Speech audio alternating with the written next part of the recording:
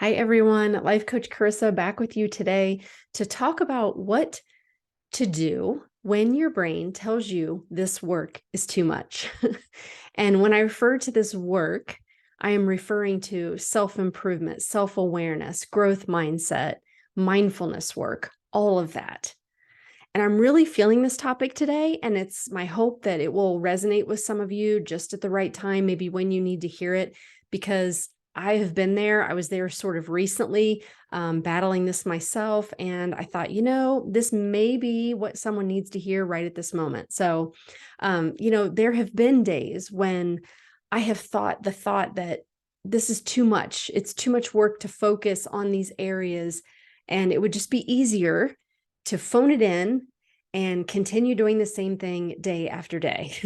So, what am I talking about? What is self-improvement? Self-improvement is the improvement of one's knowledge, status, or character by one's own efforts. It's the quest to make ourselves better in any and every facet of our life. That sounds huge, right? Okay, so, when you're all in to that journey, it's easy, right? Like you can take it all in, you can do all the work.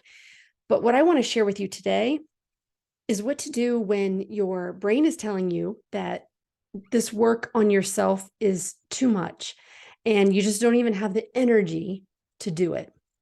Now, I am all for listening to yourself and treating yourself well. And I don't think, forcing this type of work is ever the answer. But what I want to challenge you on is your thought that your brain tells you that it's too much for you right now.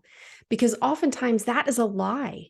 It is a protection mechanism of your primitive brain, because none of this will be enjoyable to your primitive brain. Your primitive brain seeks pleasure, comfort, and to exert as little energy as possible. It wants to think thoughts that it has repeated over and over and over to be efficient. So we will need to challenge these thoughts when they first come up. And often we have to be like the parent to them and, be the parent to that primitive brain of ours. We may need to say, I know you don't like it. Or, I know you don't, like this medicine or want this medicine, but it's actually what will help you process this, move through this, to feel better about this, to get yourself moving in a positive direction that you ultimately want to go. So let's break this down. You find yourself in this place where you want to feel better. And it's very difficult to feel better when your mind is filled with negative clutter. So we have to do the work to clear that out first. Then we can create space so that we can feel some relief. And if we don't take that first step, we stay in confusion, frustration, overwhelm, resistance, whatever it is that you're feeling when you're in that low place. So your brain tells you that this doesn't feel good, so ignore it. But what can actually make you feel better is spending the time to look at it, viewing your negative emotions as signals, as indicators of where we still have some healing to do and some thinking that we need to change. So pretending it's not there only makes it worse. It causes you to take actions that are what we like to call buffering. Buffering is when you do things that have a negative effect on your life, but you're doing them to distract and not feel them. Like if I cut my finger, I wouldn't say I'm too tired to clean this wound, to apply antibacterial ointment and put a Band-Aid on it. But we will be bleeding figuratively with our emotions, and we will accept the thought that our brain gives us that we are too tired to get into it. We believe this story that our brain tells us that there will be this magical moment where everything is right to do this work. The truth is that will never happen. We are the creators of the space, the time, and we are the ones that take the action to get into it. There isn't a perfect time. Now, I certainly think that you should be wise and set yourself up for positivity with this whole process by giving some attention to some important factors before you start to do this work on yourself. Make sure you are getting enough sleep.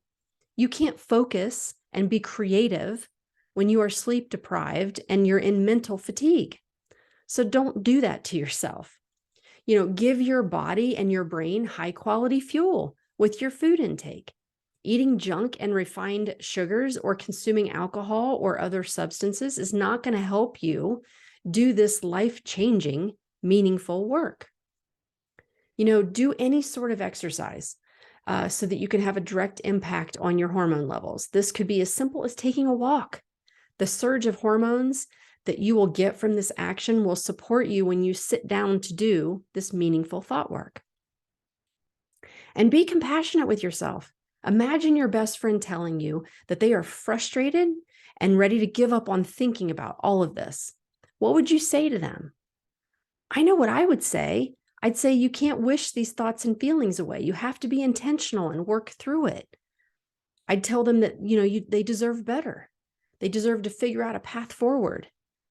I would never tell them to push it aside and wait until they have everything 100% in place to do this work on themselves. I would be real with them. So remember, your brain is going to make this kind of work on yourself sound terrible. It will tell you that it's emotionally draining. It will tell you that this work makes you feel worse. It will do anything it can to get you to go back to autopilot, that auto repeat life that you have been living. That's what got you here, right? What got you here to this place of feeling so emotionally drained and fed up is just doing what you've been doing day after day. So I keep referring to this work, thought work, this work. What am I referring to? What does that even look like? Well, it can look different for everyone, but it's being kind to yourself.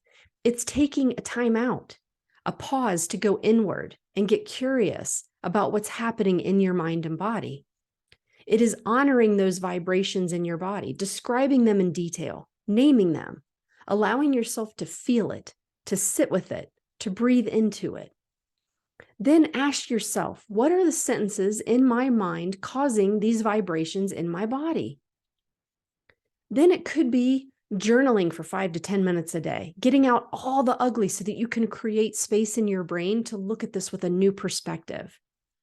You can do thought models on those sentences in your brain so you can get clarity on what your subconscious mind is offering and creating for you. You may do prayer and meditation. Take actions that remind your body that you are not in a fight or flight response, that you are not in danger. You may work with a life coach like me or a therapist to untangle where you're feeling stuck so that you can open just enough of a crevice there so that you can make forward progress.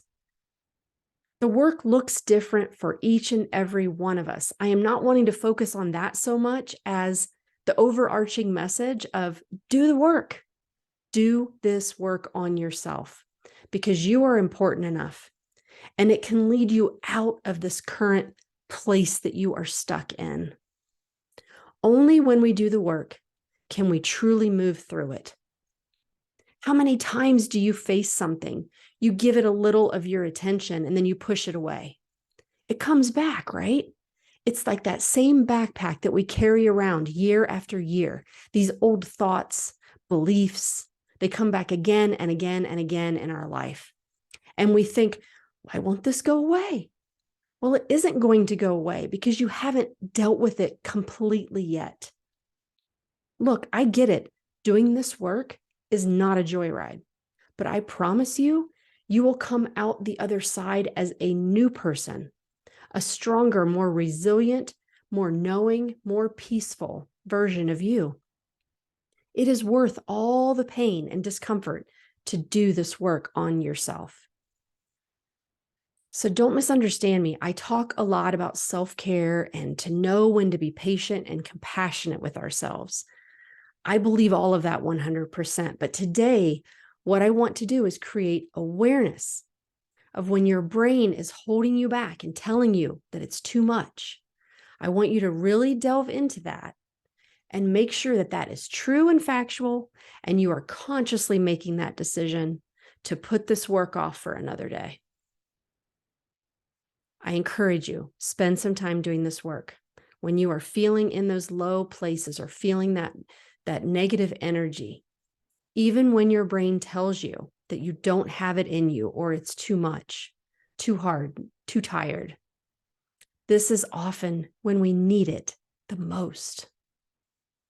Listen to what's happening in your body. It's telling you that you need to deal with it, even though it's also telling you that it doesn't want to deal with it. I hope you found this helpful. I hope that it maybe brings some clarity to you, that when you know that something needs dealt with, but you're also feeling this pull to ignore it, that is just your brain trying to protect you. So I hope I've given you some things to think about and challenge that thought before you just give into it. All right, everyone. As always, please like and share my videos if you find them helpful. You can always learn about me and the support that I offer by visiting lifecoachingwithcarissa.com. Take care, everyone. Have a great day.